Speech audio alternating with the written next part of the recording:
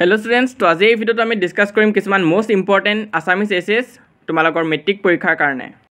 আৰু ৰচনাত যেহেতু 8 মাৰ্কস আহিব তোমালোকৰ পৰীক্ষাত তো এটো বহুত ইম্পৰ্টেন্ট হয় তোমালোকৰ এছএছএলসি এক্সামৰ কাৰণে এই ভিডিওটো চোৱাটো আহা দেই নকৰাকৈ ভিডিওটো স্টাৰ্ট কৰো তো আমাৰ ইম্পৰ্টেন্ট লিষ্টৰ ৰচনাত থকা প্ৰথমটো ৰচনা হৈছে তোমাৰ প্ৰিয় সাহিত্যিক মেট্ৰিক পৰীক্ষাত এই ৰচনাটো বৰকৈ আহা দেখা যায় আৰু তোমালোকে কোৱেশ্চন বেংকত চালেও এই ৰচনাটো পাবাই আমাৰ লিষ্টত থকা নেক্সট ৰচনাটো হৈছে তোমাৰ প্ৰিয় গ্ৰন্থ এটো প্ৰথমটোৰ দৰে বহুত ইম্পৰ্টেন্ট হয় তো এটো তোমালোকে প্ৰেক্টিস কৰিবা এক্সামত অহা চান্স বহুত আছে ইয়াৰ পিছত নেক্সট ইম্পৰ্টেন্ট ৰচনাটো হৈছে অসমৰ বানপানী এটো বহুত ইম্পৰ্টেন্ট ৰচনা হয় আৰু এবাৰৰ কাৰণে বহুত ইম্পৰ্টেন্ট হয় তো এটো তোমালোকে মুখস্থ কৰি যাবা আৰু লিখোতেও পইণ্ট ওয়াইজ লিখিবা আৰম্ভণি দিবা তাৰ পিছত অপকাৰ কিছুমান উপকাৰ আৰু সামৰণি তো হেনেকে লিখিলে মাৰ্কস পাবলৈ ভাল হয় 4টা পইণ্ট লিখি দিবা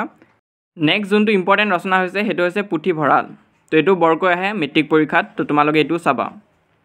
নেক্সট এটা ইম্পৰ্টেন্ট ৰচনা হৈছে অসমৰ প্ৰাকৃতিক সম্পদ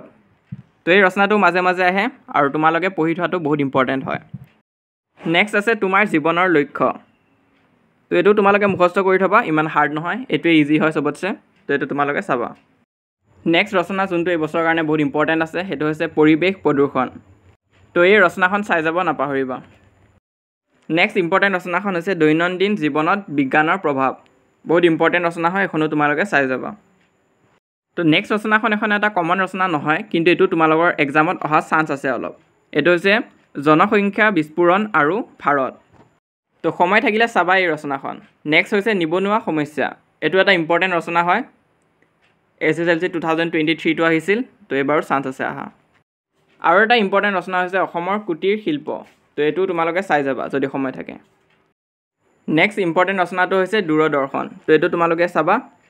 মেট্ৰিক পৰীক্ষাৰ কাৰণে ইম্পৰ্টেন্ট আছে আৰু ইয়াৰ উপৰিও কিছুমান ৰচনা যেনেকৈ বিজ্ঞানৰ অৱদান মোবাইল ফোন এই দুটা তোমালোকে চাবা ইয়াৰ ওপৰতো আহিব পাৰে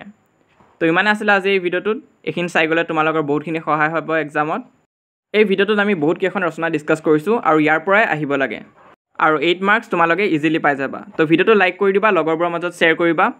আৰু মাজতে এটা ইম্পৰ্টেন্ট ভিডিও দিয়া হৈছিল যে এবাৰ কোনখন পেপাৰ বেছি ডিফিকাল্ট হ'ব পাৰে তো যদি চোৱা নাই স্ক্ৰিনত ক্লিক কৰি তোমালোকে চাব পাৰা